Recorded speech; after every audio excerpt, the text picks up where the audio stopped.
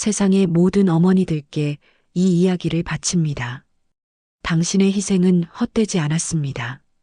비록 모든 자식이 알아주지 않더라도 당신 곁에 남은 사람들이 그것을 알고 있습니다. 당신의 삶은 그 자체로 아름다운 꽃입니다. 그리고 자식들에게도 말합니다. 부모님이 당신에게 많이 주지 못했다고 해서 부모님의 사랑이 적은 것은 아닙니다. 진짜 효도는 받은 만큼 되돌려주는 것이 아니라 부모님의 마음을 헤아리는 것입니다. 사람들은 누구나 꽃으로 태어난다고 합니다. 누군가는 화려한 온실 속에서, 또 누군가는 척박한 땅에서 말이죠. 여기 한 뼘의 햇살도 귀했던 시절, 지독한 가난 속에서 피어난 꽃 한 송이가 있었습니다. 바로 우리네 어머니의 이야기입니다. 5남매 중 둘째로 태어난 저는 어린 시절 배고픔이라는 단어와 가장 친했습니다. 찢어지게 가난한 집, 어린 동생들의 배를 채우려면 가장 먼저 덜어내야 하는 건 제 몫이었습니다. 홀로 힘겹게 우리를 키우신 아버지의 눈에는 늘 미안함과 무력함이 뒤섞여 있었습니다. 어머니는 제가 10살 때 돌아가셨습니다. 병원 한번 제대로 가보지 못하고 그저 방 한켠에서 숨을 거두신 어머니. 그날 이후로 집안의 살림은 더욱 기울었고 아버지의 어깨는 더욱 무거워졌습니다. 언니는 일찍 시집을 가고 저는 어린 동생들의 엄마가 되어야 했습니다. 보릿고개마다 찾아오는 끼니 걱정, 겨울이면 동상에 걸려 갈라지는 손발. 학교는 꿈도 꾸지 못했습니다. 여자아이가 배워서 뭐하냐는 아버지의 말씀도 있었지만 사실 등록금을 낼 형편 자체가 안 되었습니다. 대신 저는 이웃집 밭일을 도우며 조금씩 품삯을 벌었고 그 돈으로 동생들의 공책과 연필을 사주곤 했습니다. 그러다 어느 날 아버지는 저를 부르셨습니다. 얘야, 내가 시집을 가야겠다. 그때 제 나이 겨우 20살. 한 입이라도 줄여야 했던 아버지의 마음을 모르는 건 아니었습니다. 하지만 시집이라는 낯선 길은 두렵기만 했습니다. 중매를 선 이웃 아주머니는 저를 보며 말씀하셨습니다. 시댁이 괜찮은 집이야. 넓은 논밭도 있고 집도 제법 크더라고. 저는 잠깐이나마 희망을 품었습니다. 혹시 이제는 배고픈 서름 없이 살 수 있을까? 혹시 마음 편히 잠들 수 있는 날이 올까? 하지만 막상 도착한 시댁은 친정과 다를 바 없었습니다. 아니, 어쩌면 더 힘들지도 모를 곳이었습니다.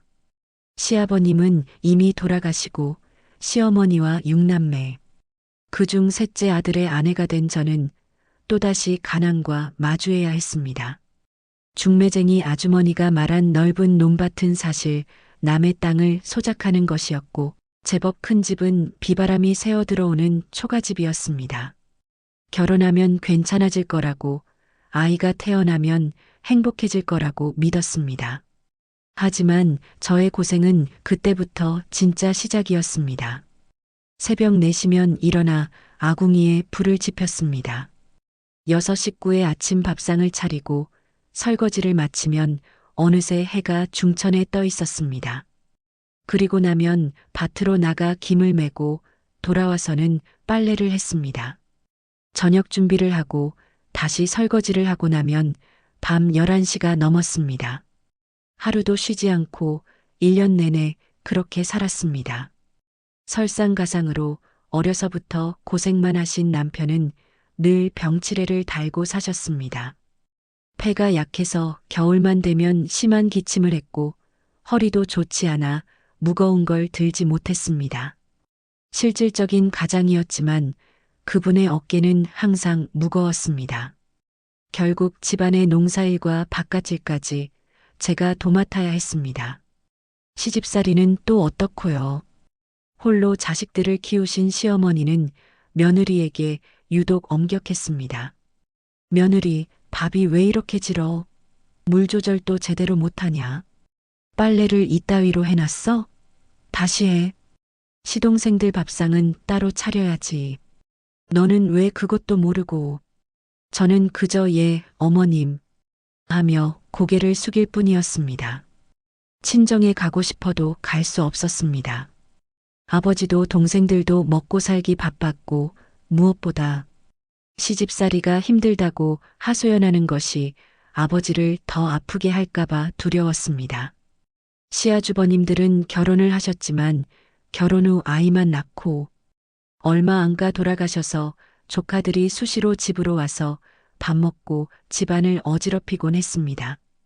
시동생은 철이 없어 맨날 사고만 치고 시누이들은 오빠 편만 들면서 저를 구박했습니다. 명절 때면 제 친정에서 보내온 보잘것없는 선물을 보며 수군거렸습니다. 올케 친정은 참 형편없네. 그러게 우리 오빠가 고생이야. 그런 말을 들을 때면 가슴이 찢어지는 것 같았습니다.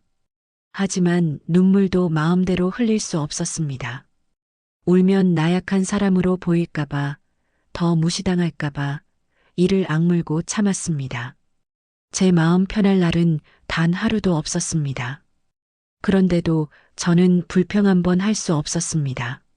모두가 저처럼 이 지독한 가난 속에서 벗어나기 위해 발버둥 치고 있다는 것을 알았기 때문입니다. 그저 묵묵히 제 앞에 놓인 길을 걸어갈 수밖에 없었습니다. 아이들이 태어났습니다. 첫째 아들, 둘째 아들, 그리고 딸, 마지막으로 막내 아들까지 4명의 자식을 낳고 키우는 동안 저는 잠시라도 쉬는 것이 사치였습니다. 사실 첫째 딸이 있었지만 홍역을 치르다가 이내 먼저 세상을 떠났습니다. 너무 가슴 아프지만 힘겨운 생활에 가슴에 묻고 살아갑니다. 아이들에게는 저처럼 배고픈 서름을 겪게 하고 싶지 않았습니다. 반일 품앗이 무슨 일이든 닥치는 대로 했습니다. 남의 집 김장을 담가주고 모심기를 도와주고 장에 나가 나무를 팔았습니다.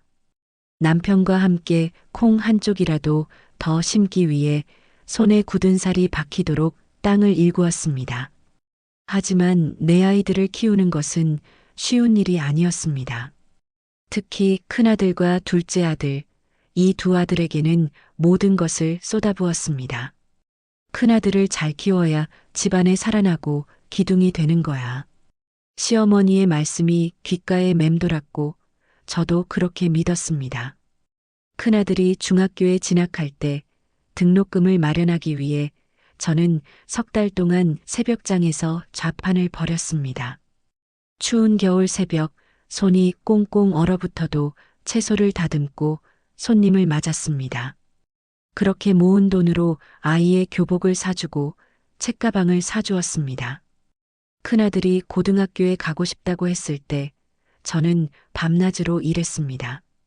낮에는 밭일, 밤에는 남의 집 품팔이. 큰아들은 공부를 잘했고 서울에 있는 대학교에 가고 싶어 했습니다. 엄마, 나 서울 가서 공부하고 싶어. 나중에 크게 성공해서 엄마 고생 안 시켜줄게. 그 말에 저는 더 악착같이 일했습니다. 논밭을 팔까도 생각했지만 그러면 다른 아이들은 어떻게 하나 싶어 팔지 못했습니다.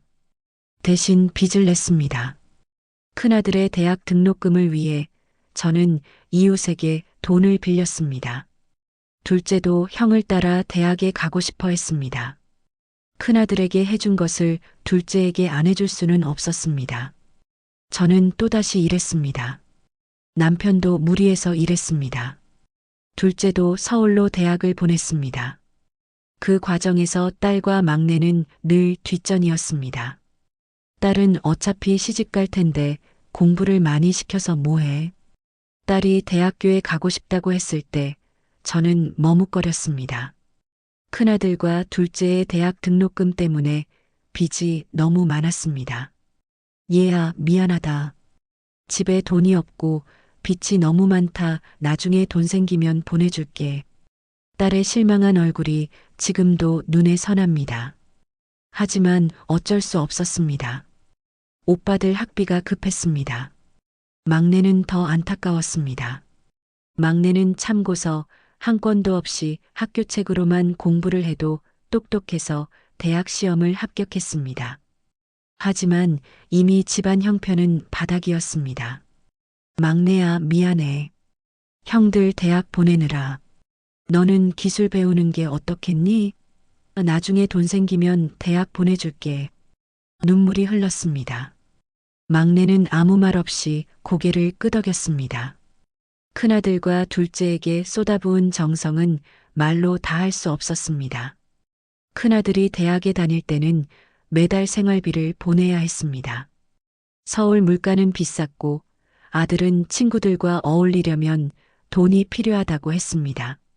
저는 아침부터 저녁까지 일하며 돈을 벌었고 그 돈을 고스란히 큰아들에게 보냈습니다. 엄마, 미안해. 나 졸업하면 꼭 보답할게. 큰아들의 전화 한 통이면 저는 모든 피로가 사라졌습니다. 둘째도 마찬가지였습니다. 형이 받은 만큼 동생도 받아야 한다는 생각에 저는 둘째에게도 똑같이 생활비를 보냈습니다. 명절 때면 두 아들에게 새 옷을 사주고 용돈을 쥐어주었습니다. 반면 딸과 막내는 어린 나이에 돈을 벌러 다녔습니다. 엄마, 괜찮아요. 오빠들이 중요하니까. 딸이 그렇게 말할 때마다 가슴 한편이 미안했습니다. 하지만 저는 위로했습니다. 얘야, 오빠들이 성공하면 너희도 다 잘 될 거야. 막내도 아무 불평 없이 일했습니다. 형들이 대학 다니는 동안 막내는 공장에서 기름때를 묻혀가며 일했습니다. 큰아들이 취직을 했습니다. 서울의 큰 회사에 들어갔다는 소식에 저는 기뻐서 눈물을 흘렸습니다. 그동안의 고생이 헛되지 않았다는 생각에 가슴이 벅찼습니다. 엄마, 이제 편하게 사세요. 제가 다 보답할게요. 큰아들의 말에 저는 고개를 끄덕였습니다. 그래, 이제는 편하게 살 수 있겠구나. 둘째도 곧 취직을 했습니다. 두 아들 모두 대학을 나와 좋은 직장에 다니게 되었습니다. 저는 그것만으로도 충분히 행복했습니다. 딸은 작은 회사지만 열심히 다녔고 막내는 열심히 돈을 벌어서 저축을 했고 그 돈으로 야간 대학에 다녔습니다. 세월이 흘러 아이들은 훌륭하게 성장했습니다. 악착같이 일했던 우리 부부의 노력 덕분에 집안의 형편도 조금씩 나아졌습니다. 큰아들은 서울로 대학을 갔습니다. 둘째도 뒤를 이어 대학에 진학했습니다. 딸아이는 열심히 회사에 다녔고 막내는 스스로 돈을 벌어서 야간 대학을 들어갔습니다. 그렇게 자식들은 도시로 떠나 공부를 하고 각자의 삶을 살게 되었습니다. 이제 저와 남편 둘만 남은 집에는 고요함이 감돌았습니다. 그 고요함 속에서 저는 처음으로 숨을 돌릴 수 있었습니다. 이제 좀 살만하네. 남편이 처음으로 그런 말을 했을 때 저는 믿을 수가 없었습니다. 정말 그럴까? 정말 이제 우리도 편히 살 수 있을까? 논밭을 조금씩 사들이고 낡은 초가집을 허물고 슬레이트 지붕의 새 집을 지었습니다. 비록 작지만 비가 새지 않는 따뜻한 집이었습니다. 아이들이 명절에 오면 다 함께 모일 수 있는 그런 집이었습니다. 하지만 행복은 오래가지 않았습니다. 큰아들이 결혼하고 둘째도 장가를 가고 딸도 시집을 갔습니다. 이제 막내만 남았을 때 남편이 쓰러졌습니다. 평생 고생만 하며 살았던 남편은 60을 넘기면서 몸이 급격히 안 좋아졌습니다. 어려서부터 약했던 폐는 결국 폐렴으로 발전했고 병원에 입원했다 나오기를 반복했습니다. 여보, 내가 미안해. 이제 좀 편하게 살아야 하는데. 남편은 병상에서 제 손을 잡으며 눈물을 흘렸습니다. 저는 억지로 웃으며 말했습니다. 무슨 소리예요? 괜찮아요. 곧 나으실 거예요. 하지만 남편의 병은 나아지지 않았습니다. 큰 병원으로 옮겼고 아이들이 돌아가며 간호를 했지만 남편의 상태는 점점 악화되었습니다. 결국 남편은 69의 나이로 세상을 떠났습니다. 평생을 함께했던 동반자, 힘들 때마다 서로를 의지했던 사람, 그 사람이 제 곁을 떠난 것입니다. 환갑을 하자고 했을 때 남편이 그냥 칠순잔치 하자고 하면서 지나간 게 너무나 후회가 되고 두고두고 가슴이 아픕니다. 장례식장에는 많은 사람들이 찾아왔습니다. 아이들도 모두 왔습니다. 큰아들은 눈물을 흘리며 절을 했고 둘째도, 딸도, 막내도 모두 울었습니다. 하지만 저는 울 수가 없었습니다. 아직 정신이 없었고 이 모든 것이 꿈만 같았습니다. 장례를 치르고 나서 아이들은 다시 각자의 집으로 돌아갔습니다. 그리고 저는 혼자 남겨졌습니다. 평생 처음으로 진짜 혼자가 되었습니다. 남편이 없는 집은 너무나 고요했습니다. 이제 누구를 위해 밥을 지어야 할까요? 누구와 이야기를 나눠야 할까요? 밤이면 외로움이 밀려와 잠을 이룰 수 없었습니다. 이제 어머니는 편하게 사세요. 장례식이 끝난 후 큰아들이 한 말이었습니다. 저는 고개를 끄덕였습니다. 그래, 이제는 편하게 살아야지. 자식들도 다 컸으니 이제는 제 삶을 살아야지. 하지만 현실은 달랐습니다. 큰아들은 서울에서 회사를 다니며 바쁜 삶을 살았습니다. 처음에는 한 달에 한 번씩 전화가 왔습니다. 하지만 시간이 지나면서 전화는 점점 뜸해졌습니다. 명절에도 큰아들 가족은 장인 장모님 댁을 먼저 가야 한다며 저에게는 늦은 저녁에나 잠깐 들렀다 갔습니다. 어머니, 죄송해요. 회사 일이 너무 바빠서. 큰 며느리는 늘 그렇게 말했습니다. 하지만 그 눈빛에는 진심이 없었습니다. 어쩌면 시골에 혼자 사는 시어머니가 부담스러웠을지도 모릅니다. 둘째는 더 심했습니다. 둘째는 결혼 후 아내의 말에 휘둘렸습니다. 둘째 며느리는 제가 마음에 들지 않았던 모양입니다. 어머니, 저희도 형편이 어려워서요. 애들 학원비도 만만치 않고 생활비를 보내달라는 제 부탁에 둘째는 항상 그런 식으로 둘러댔습니다. 아버지 병원비로 빚까지 졌는데 어머니를 돌보지 않았습니다. 명절이면 둘째도 얼굴을 비쳤지만 오래 머물지 않았습니다. 아이들이 공부를 해야 한다며 서둘러 돌아갔습니다. 제가 준비한 음식을 먹으면서도 입맛이 안 맞는다는 듯한 표정을 지을 때가 있었습니다. 가장 마음이 아팠던 것은 큰아들과 둘째가 명절에 와서도 금방 떠났습니다. 그러다 어느 순간부터는 며느리들과 손주들은 안 오고 큰아들과 작은아들만 온다는 것이 너무나 가슴 아팠습니다. 제가 평생 고생하며 키운 아이들이 맞나 싶을 때가 있었습니다. 하지만 그런 생각을 하면 또 제 자신이 나쁜 어미 같아서 가슴이 아팠습니다. 그래도 제게는 딸과 막내가 있었습니다. 딸은 제 마음을 가장 잘 알아주었습니다. 어렸을 때 오빠들에게 밀려 제대로 된 교육도 받지 못했고 늘 손해를 봤던 딸. 하지만 그 아이는 원망하지 않았습니다. 결혼해서 시집을 갔지만 시댁이 가까웠기에 자주 들렀습니다. 엄마, 뭐 필요한 거 없어? 엄마, 오늘 내가 반찬 좀 해놓고 갈게. 딸은 올 때마다 제 냉장고를 채워주고 청소를 해주고 같이 장을 보러 갔습니다. 그리고 무엇보다 제 말을 들어주었습니다. 엄마, 오빠들 때문에 속상하지?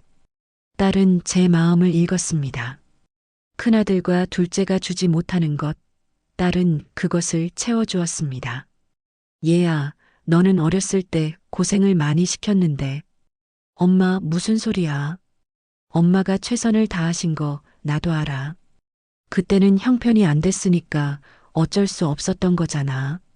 딸의 이해심에 저는 눈물을 흘렸습니다. 이 아이는 정말 착한 아이구나. 오빠들에게 밀려 손해를 봤으면서도 원망하지 않는 이 마음씨. 엄마, 힘들었지? 아빠 없으니까 얼마나 허전해. 딸의 따뜻한 말 한마디에 저는 그제야 눈물을 흘렸습니다. 남편이 세상을 떠난 후 처음으로 누군가에게 제 마음을 털어놓을 수 있었습니다. 얘야, 엄마는 괜찮아. 너희만 잘 살면 돼.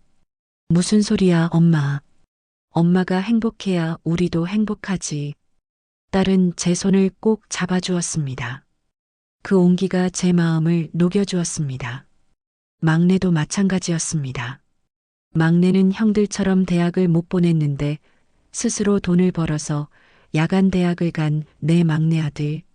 하지만 막내는 한 번도 불평하지 않았습니다. 엄마, 괜찮아요. 막내는 그렇게 말하며 웃었습니다. 너무 착한 막내 아들, 막내는 제게 더 잘해주었습니다. 태어나게 해준 것만 해도 너무 감사하다고 돈을 벌어서 야간 대학에 다니면서도 막내 아들은 저에게 용돈을 보냈습니다.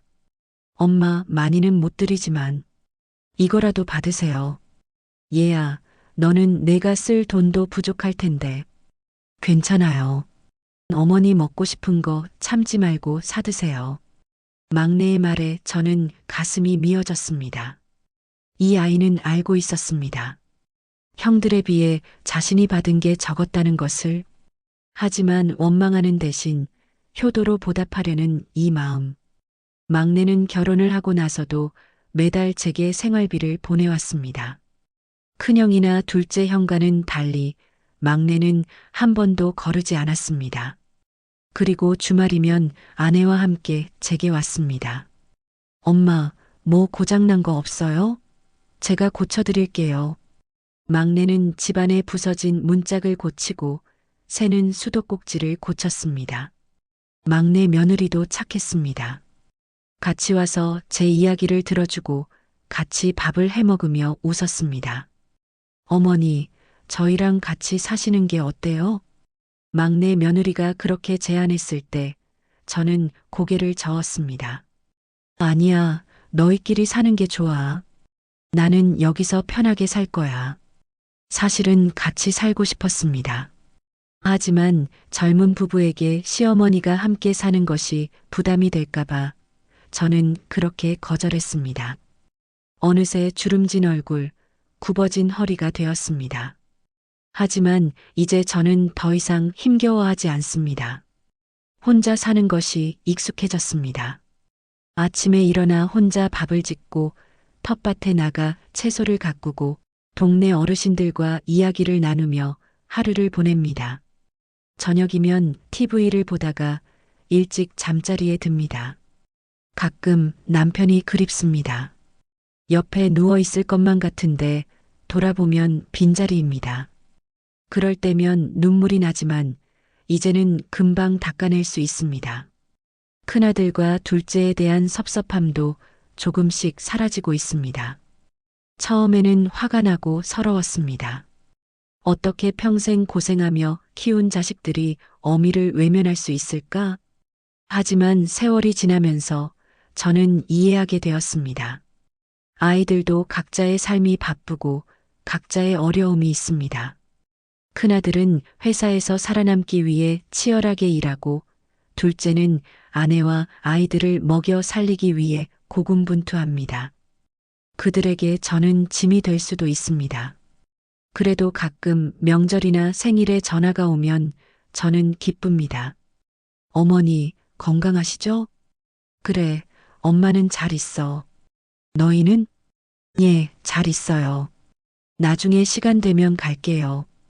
그 나중에가 언제가 될지는 모르지만 저는 기다립니다. 혹시나 하는 마음으로. 딸과 막내는 여전히 자주 찾아옵니다. 명절이면 딸 네 식구, 막내 네 식구가 모두 제 집에 모입니다. 큰아들과 둘째는 오지 않지만 저는 더 이상 섭섭해하지 않습니다. 대신 와준 아이들에게 감사합니다. 할머니, 보고 싶었어요. 딸의 아이들, 막내의 아이들이 뛰어와 제 품에 안깁니다. 손주들의 따뜻한 온기가 제 외로움을 채워줍니다. 할머니, 이거 제가 그렸어요. 할머니, 저 학교에서 상 받았어요. 아이들의 제잘거림이 집안을 가득 채웁니다. 그 순간만큼은 제가 세상에서 가장 행복한 할머니가 됩니다. 딸은 제게 새 옷을 사다 줍니다. 엄마, 이거 입어봐. 어울릴 것 같아서. 막내는 제가 좋아하는 음식을 사옵니다. 엄마, 이거 시장에서 샀어요. 엄마 좋아하시잖아요. 작은 것들이지만 이 작은 것들이 제 하루를 따뜻하게 만들어줍니다. 가끔 큰아들이나 둘째에게서 전화가 오면 저는 여전히 반갑습니다. 섭섭함은 있지만 그래도 제 자식입니다. 어머니, 요즘 어떠세요? 응, 엄마는 잘 있어. 너는? 예, 잘 지내요. 조만간 한번 갈게요. 그 조만간이 언제가 될지 모르지만 저는 더 이상 따지지 않습니다. 대신 그들이 건강하게 잘 살고 있다는 것만으로도 감사합니다. 명절이 되면 큰아들과 둘째도 잠깐씩은 들릅니다. 늦은 시간이라도 얼굴이라도 보여주면 저는 고맙습니다. 준비해둔 음식을 싸주고 아이들 용돈을 쥐어주면서 저는 말합니다. 조심히 들어가거라.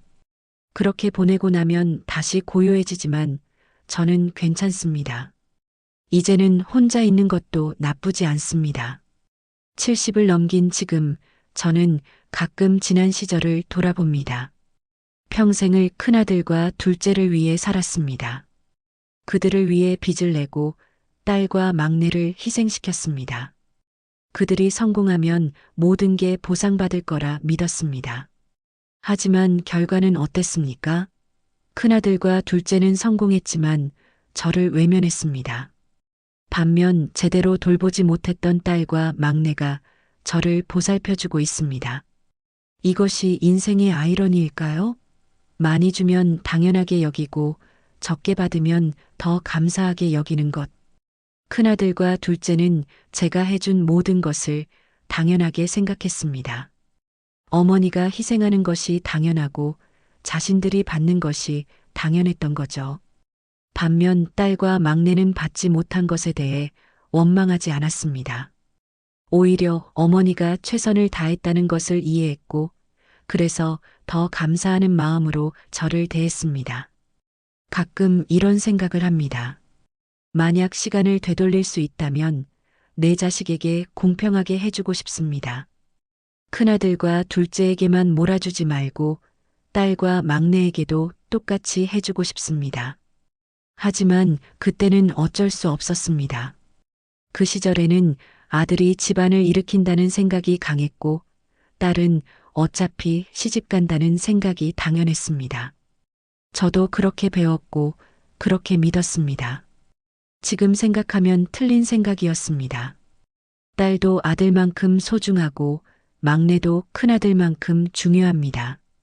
아니, 어쩌면 더 소중한 것은 사랑하는 마음이었는지도 모릅니다. 많이 받은 아이가 아니라 감사할 줄 아는 아이. 대학을 나온 아이가 아니라 부모를 생각하는 마음을 가진 아이. 그것이 진짜 효자 효녀인 것을 요즘 저는 텃밭에서 꽃을 키웁니다. 장미, 코스모스, 해바라기. 색색의 꽃들이 작은 마당을 채웁니다. 꽃을 보고 있으면 제 인생이 떠오릅니다. 척박한 땅에서 태어나 온갖 비바람을 맞으며 자랐지만 결국 꽃을 피운 제 인생. 화려하지는 않지만 그래도 나름의 향기를 가진 꽃. 고생 많았지, 참. 하지만 내 손주들 얼굴 보면 다 잊혀져. 이만한 행복이 또 있을까 싶어. 큰애랑 둘째는 자주 못 오지만 그래도 괜찮아. 딸하고 막내가 잘해주니까. 그것만으로도 난 충분히 행복해. 어제는 막내가 다녀갔습니다. 며느리와 함께 와서 제 허리가 아프다고 하니 파스를 사다 붙여주고 안마를 해주고 갔습니다. 그 손길은 누구보다 따뜻했습니다. 오늘은 딸에게서 전화가 왔습니다. 엄마, 이번 주말에 갈게. 맛있는 거 해줄게. 엄마 요즘 입맛 없다고 했잖아. 그 말 한마디에 일주일이 기다려집니다. 내 딸 마음씨는 누구보다 아름답습니다. 큰아들에게서도 문자가 왔습니다. 어머니, 건강하세요. 다음 달에 갈게요. 짧은 문자입니다. 아마 다음 달에도 오지 않겠지요. 늘 그랬으니까요. 둘째에게서는 연락이 없습니다. 명절이 되어야 연락이 올 겁니다. 어머니, 명절에 잠깐 들를게요. 라고. 섭섭한 마음이 없다고 하면 거짓말이겠지요. 평생을 쏟아부은 아들들이 저를 외면할 때 가슴이 찢어지는 것 같습니다. 내가 뭘 잘못했을까? 왜 저 아이들은 나를 찾지 않을까? 하지만 이제는 받아들였습니다.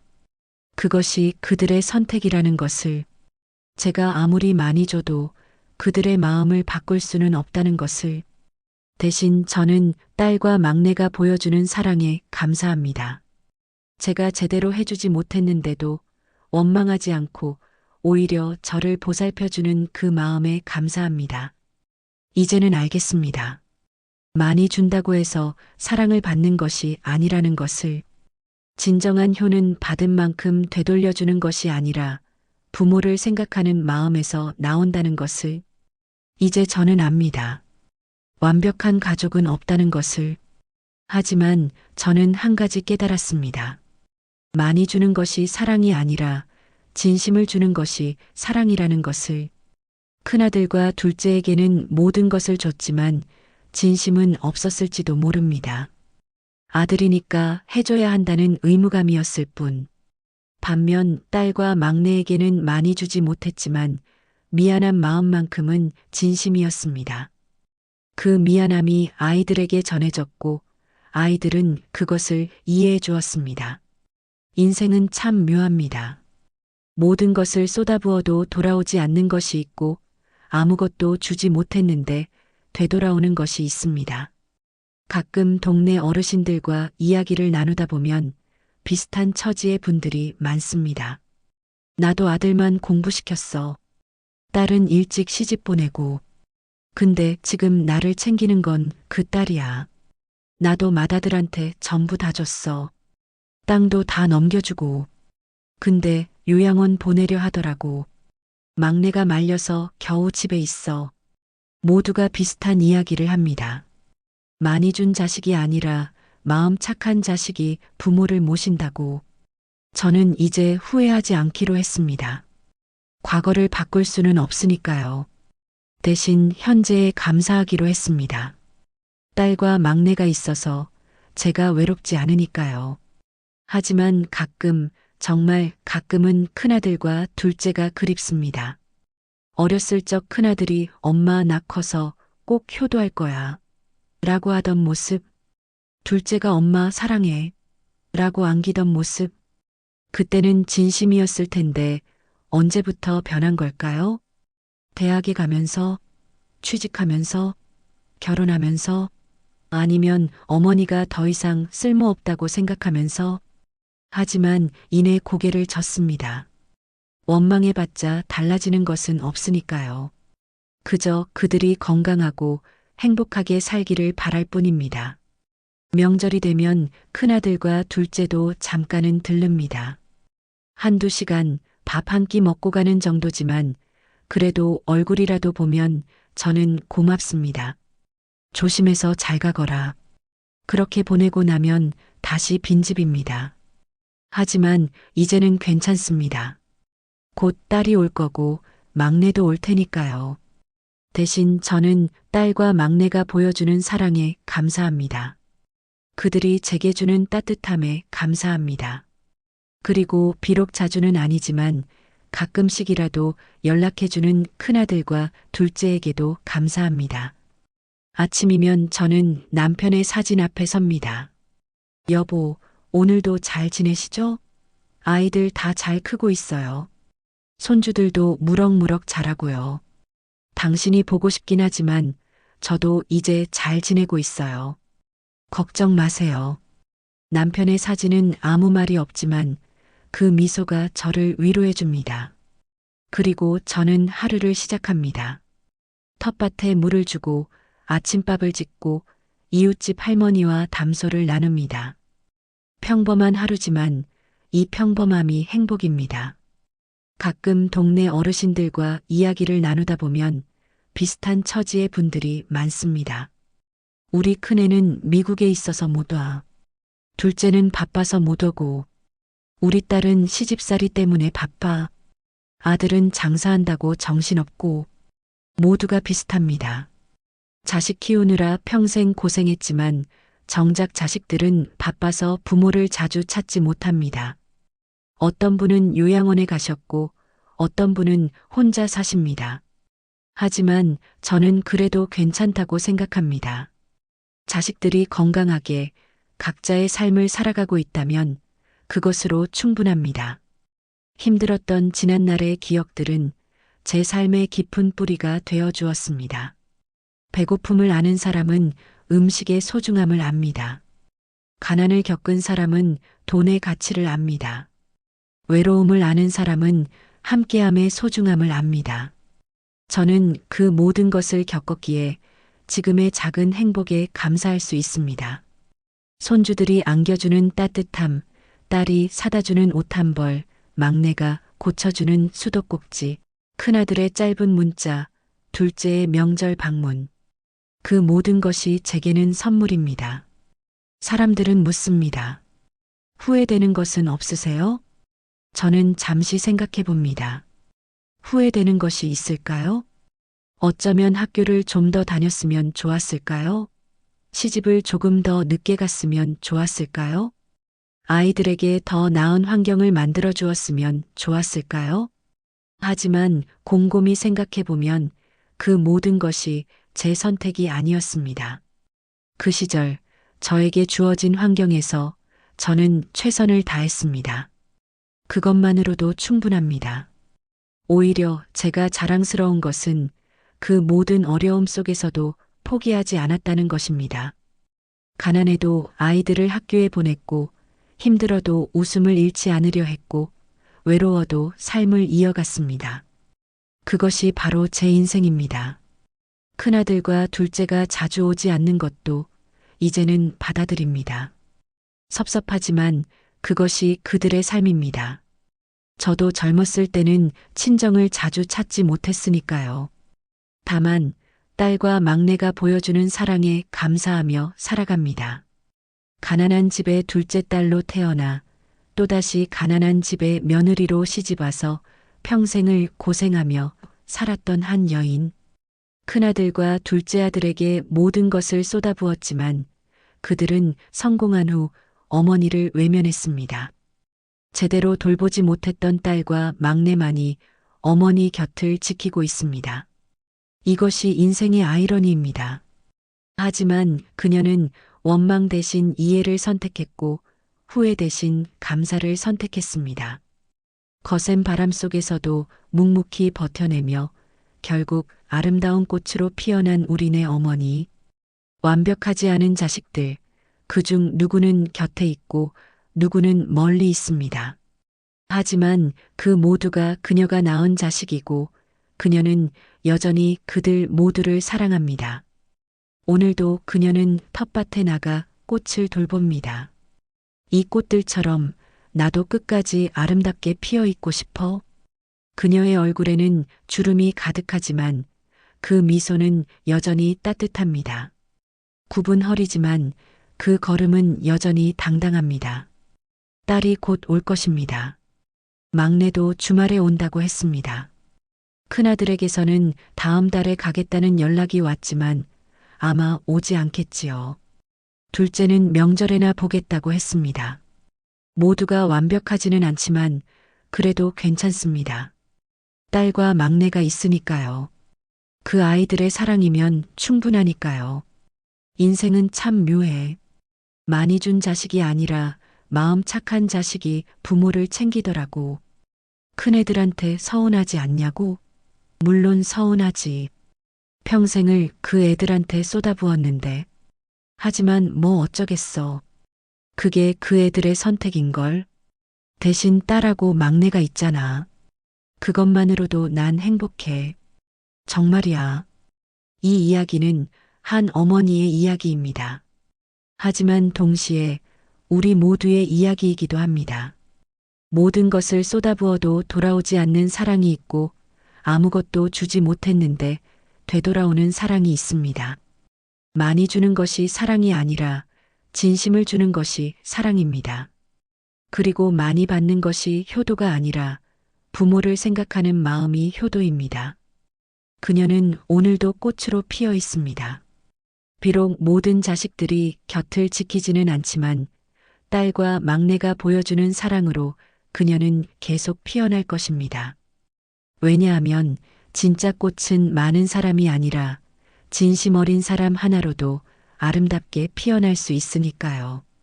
그녀는 이제 알게 되었습니다.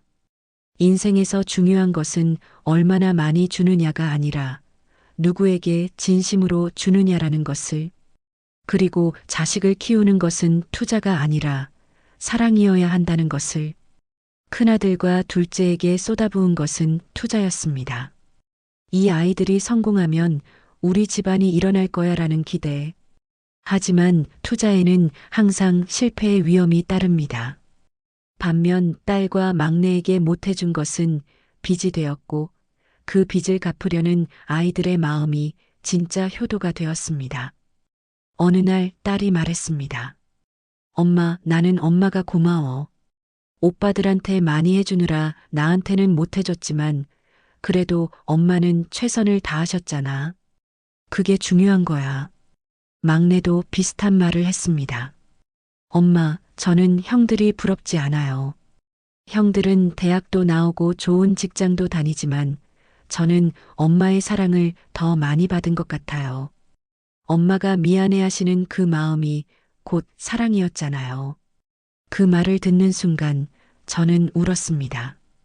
이 아이들은 정말로 제 마음을 이해하고 있었습니다. 반면 큰아들과 둘째는 받은 것을 당연하게 여겼습니다. 어머니의 희생, 어머니의 눈물, 어머니가 밤을 새워 일한 것들을 그저 당연한 의무로만 생각했습니다. 어머니니까 해주는 거지라고. 그래서 그들은 돌려줄 필요를 느끼지 못했습니다. 이미 다 받을 자격이 있다고 생각했으니까요. 하지만 딸과 막내는 달랐습니다. 받지 못한 것에 대해 미안해하는 어머니의 마음을 알았기에 그 빚을 갚고 싶었습니다. 아니, 빚이 아니라 사랑으로 보답하고 싶었습니다. 이제 저는 이렇게 말하고 싶습니다. 자식을 키울 때 공평하게 사랑하세요. 아들이라고, 딸이라고, 맏이라고, 막내라고 차별하지 마세요. 모든 자식은 똑같이 소중합니다. 그리고 자식에게 투자하지 마세요. 투자는 대가를 바라지만 사랑은 아무것도 바라지 않습니다. 자식이 성공하든 실패하든 그저 사랑하세요. 많이 주는 것보다 중요한 것은 마음을 주는 것입니다. 비싼 것을 사주는 것보다 함께 시간을 보내는 것이 더 중요합니다. 하지만 이미 저처럼 살아온 어머니들에게도 말하고 싶습니다. 후회하지 마세요. 당신은 그 시절 최선을 다했습니다. 그것만으로 충분합니다. 그리고 당신 곁에 남아있는 자식에게 감사하세요. 많이 준 자식이 아니라 곁에 있는 자식이 진짜 효자 효녀입니다. 원망하지 말고 기대하지도 마세요. 그저 있는 그대로를 받아들이세요. 그러면 마음이 편해집니다. 오늘도 그녀는 집 앞 의자에 앉아 석양을 바라봅니다. 멀리서 차 한 대가 들어옵니다. 딸의 차입니다. 트렁크에는 반찬이 가득 담겨 있을 것입니다. 엄마, 저 왔어요. 딸의 밝은 목소리가 들립니다. 그녀는 천천히 일어나 딸을 맞이합니다. 곧 막내도 올 것입니다. 주말이면 빠짐없이 오는 막내. 오늘은 손주들도 데려온다고 했습니다.